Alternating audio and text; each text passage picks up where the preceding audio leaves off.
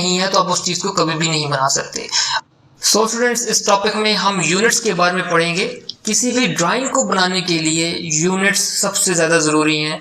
अगर आपके पास किसी चीज़ की मेजरमेंट नहीं है तो आप उस चीज़ को कभी भी नहीं बना सकते। अगर आपको कोई ड्राइंग बनानी है और अगर आपके पास उसके मेजरमेंट्स नहीं होंगे तो आप कभी भी उसको प्रॉपर तौर पे नहीं बना सकेंगे। इसलिए ऑटोकैड के अंदर भी जब आप ड्राइंग बनाते हैं तो विदाउट यूनिट्स कभी भी कोई ड्राइंग नहीं बनती, हमेशा उसके प्रॉपर यूनिट्स होते हैं।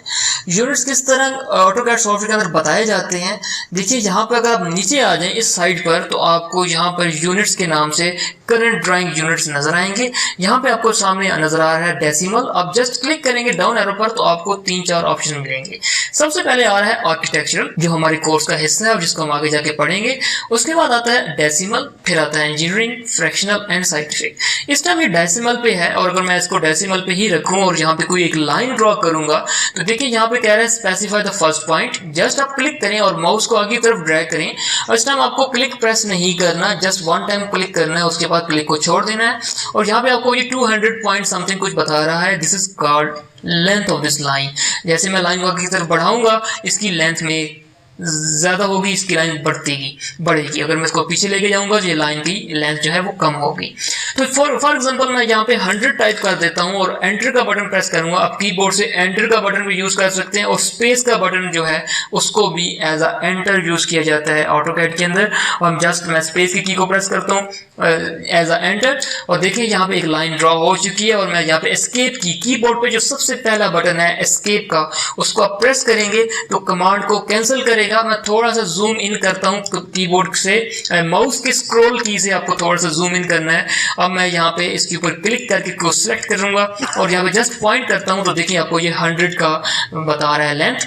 तो मुझे अगर इसको 100 फीट के अंदर लाइन ड्रॉ करना है या 100 इंचेस के अंदर लाइन ड्रॉ करना है तो कैसे करेंगे।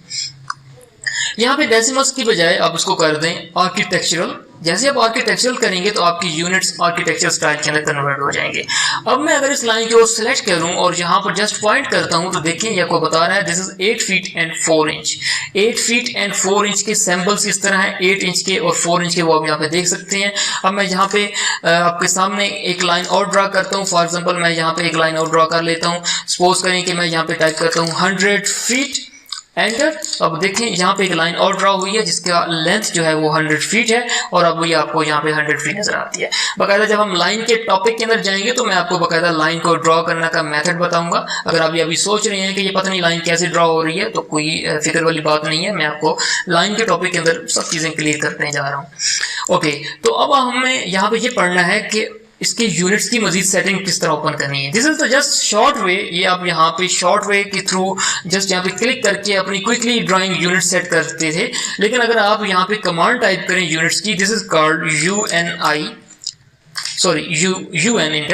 UN एंटर करेंगे तो आपके सामने ड्राइंग यूनिट्स ओपन होंगे।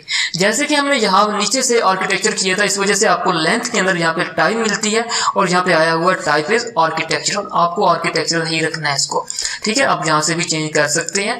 फिर नीचे आता है प्रिसीजन। प्रिसीजन में आपके सामने लीस्ट काउंट इसका आता है। आपका लीस्ट काउंट ड्राइंग का क्या है। लीस्ट काउंट क्या होता है? लीस्ट काउंट आपकी वो लेंथ होती है जो किसी भी ड्राइंग के अंदर आपने सबसे छोटी लेंथ ली हुई हो। फॉर एग्जांपल आपने एक ड्राइंग बनाई और आपने एक जगह पे मेजरमेंट करके उसकी ड्राइंग बनाई। उस मेजरमेंट के अंदर आपने जो सबसे छोटी यूनिट ली वो 1 इंच है। अगर 1 इंच से आपने छोटी ½ इंच का पैमाइश नहीं लिया हुआ, मेजरमेंट नहीं ली हुई, तो आपका जो लीस्ट काउंट कहलाएगा वो 1 इंच कहलाएगा। इसलिए अगर आपने जो भी ड्राइंग बनानी है तो सबसे पहले ये चेक कर लेना है कि आपकी ड्राइंग का लीस्ट काउंट क्या है। फिर आपने वहां पर वही प्रिसीजन रखना है। अगर आप में रॉन्ग रखेंगे तो कभी भी आपकी ड्राइंग सही नहीं बनेगी।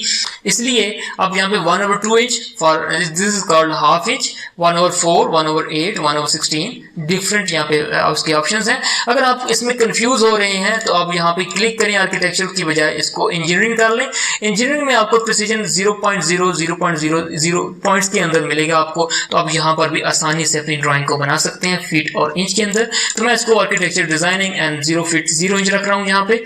और इसके बाद आपका स्केल आता है। स्केल में एक बहुत बड़ी लिस्ट आती है, लेकिन एक चीज का ख्याल रखें, आर्किटेक्चर डिजाइनिंग एंड इंजीनियरिंग के अंदर हमेशा फीट और इंच का यूज होता है। तो आप यहाँ पर छोटा यूनिट रखेंगे, this is called inch.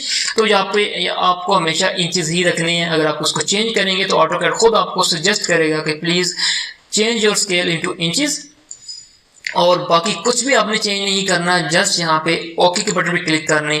Now the units are setted. अब जस्ट इसको सिलेक्ट करें और यहाँ पे पॉइंट करें तो ये आपको 100 फीट बताएगा।